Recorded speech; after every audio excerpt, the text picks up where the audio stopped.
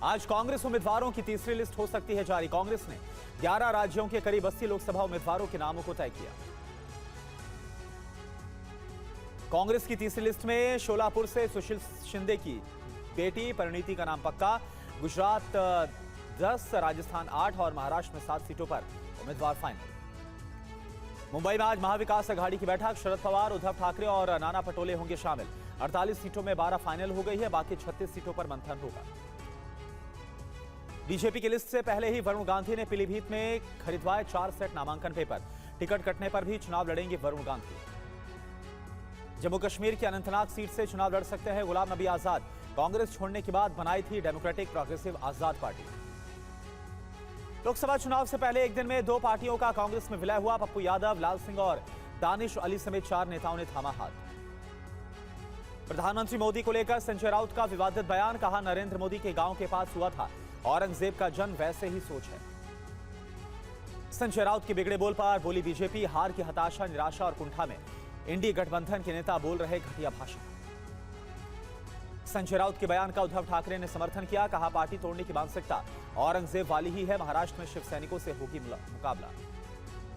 BJP नेता नीतीश राणे ने उद्धव ठाकरे की टीपू सुल्तान से तुलना की। कहा, जब सरकार में थे तो हिंदुओं का किया इस्लामीकरण और टीपू सुल्तान की तरह रचा षड्यंत्र। संजय राउत के बयान पर बोले असदुद्दीन ओवैसी, गांधी की हत्या करने वाले कहां पर पैदा हुए? मुंबई में दंगे करने वाले कहां पर पैदा हुए? पीएम मोदी ने पुतिन के बाद ज़ेलेंस्की को फोन किया है। कहा कि जंग रोके, बातचीत करें। रूसी राष्ट्रपति को चुनाव जीतने की बधाई दी। पीएम मोदी ने पुतिन, ज़ेलेंस्की से 2 साल से जारी युद्ध को खत्म करने का आह्वान किया। दोनों ने चुनाव के बाद रूस और यूक्रेन का दौरा करने का न्यौता दिया। प्रधानमंत्री मोदी की भूटान यात्रा रद्द। आज 2 दिन के दौरे पर जाने वाले थे। विदेश मंत्रालय ने कहा कि पारो एयरपोर्ट पर खराब मौसम के चलते दौरा स्थगित किया गया। नई तारीख को तय किया जाएगा। फ्रीबीज पर आज सुप्रीम कोर्ट में सुनवाई। याचिका में चुनाव के दौरान मुफ्त सुविधाओं के वादे पर रोक लगाने की मांग। आपने किया है विरोध। निर्वाचन आयुक्तों की नियुक्ति प्रक्रिया पर आज सुप्रीम कोर्ट में होगी सुनवाई। चयन पैनल से सीजीआई को हटाने की दी गई थी चुनौती। केंद्र सरकार ने सुप्रीम कोर्ट में रखा अपना पक्ष। कहा कि चयन समिति में न्यायिक सदस्य की मौजूदगी से नहीं आती है चुनाव आयोग की स्वतंत्रता। आज भी ईडी के सामने पेश नहीं होंगे दिल्ली के सीएम अरविंद केजरीवाल। शराब घोटाले में जांच एजेंसी ने जारी किया है 9वां समन।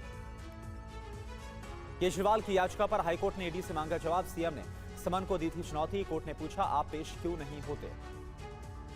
दिल्ली हाईकोर्ट में बोले सीएम अरविंद केजरीवाल के वकील, ईडी के सामने जाने में दिक्कत नहीं है, अरेस्ट से प्रोटेक्शन चाहिए। डीएमके की शिकायत पर ईसी सख्त। केंद्रीय मंत्री शोभा करंदलाजे पर एक्शन के आदेश दिए गए। 48 घंटे में रिपोर्ट मांगी गई। आचार संहिता के उल्लंघन का यह मामला है। रामेश्वरम कैफे ब्लास्ट को तमिलनाडु से जोड़ने पर केंद्रीय मंत्री शोभा करंदलाजे ने मांगी है माफी। कहा कि आहत लोगों से माफी मांगती। यूपी की 13 एमएलसी सीटों पर आज वोट डाले जाएंगे। सुबह 9 बजे से दोपहर 4 बजे तक वोटिंग होगी। शाम 5 बजे से वोटों की गिनती शुरू होगी।